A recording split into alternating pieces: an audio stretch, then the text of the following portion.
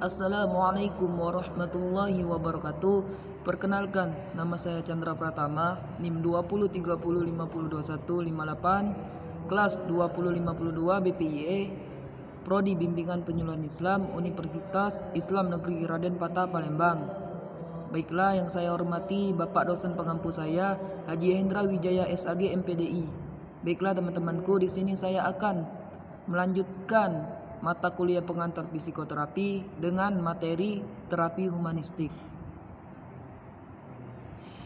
Adapun pembahasannya yaitu ada 3. Yang pertama, konsep dasar terapi humanistik mengenai kepribadian atau perilaku. Yang kedua, unsur-unsur terapi, munculnya gangguan, tujuan terapi, peran terapi. Yang ketiga, teknik dan prosedur terapi. Baiklah teman-temanku, yang pertama ini konsep dasar terapi humanistik mengenai kepribadian atau perilaku. Pengertian terapi humanistik. Humanistik adalah aliran dalam psikologi yang muncul tahun 1950-an sebagai reaksi terhadap behaviorisme dan psikoanalisis.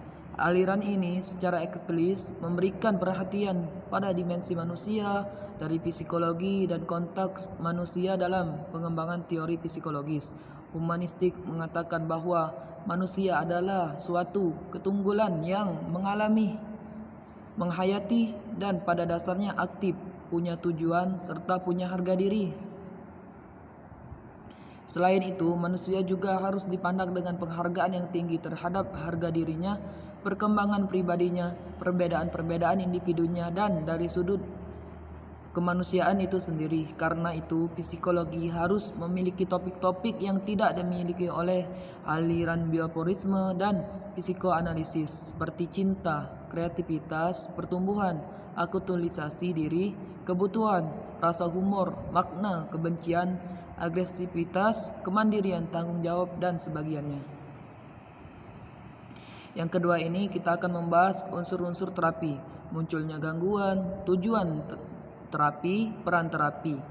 Dari faktor psikologis humanistik, seorang bibliomania pasti mengalami hal serupa, kebutuhan-kebutuhan yang diinginkan seperti perasaan dihargai dan pengakuan statusnya di hadapan orang lain adalah bukti menunjukkan dirinya ada dan tidak sedang mengalami sebuah gangguan, apalagi dalam hal bersosial, seperti yang dipaparkan oleh di berikut, bahwa sebenarnya membaca adalah pelarian saya ketika teman tidak menghiraukan keberadaan saya.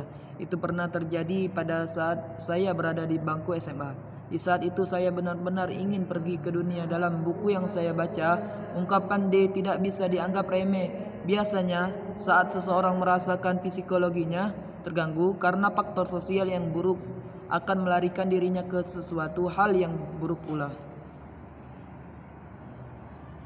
Apabila D mempunyai pikiran yang positif, melarikan dirinya membaca buku, maka dia juga perlu pendekatan psikologis berupa ikatan persahabatan atau kekeluargaan untuk membantu dia mengatur emosinya.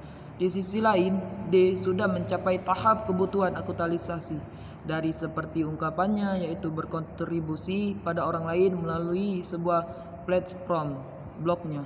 Dia membagikan hasil pemikirannya melalui membaca buku. Blognya dapat diakses dan dibaca serta dapat menambah informasi untuk orang lain.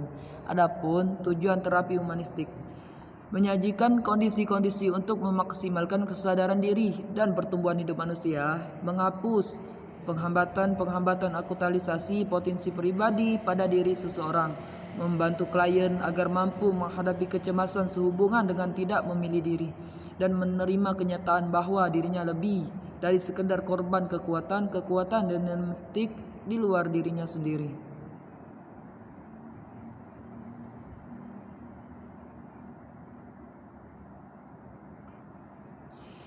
Membantu klien menemukan dan menggunakan kebebasan, memilih dan memperluas kesadaran dirinya, membantu klien agar bebas dan bertanggung jawab atas arah kehidupannya sendiri. Fungsi dan peran terapi humanistik.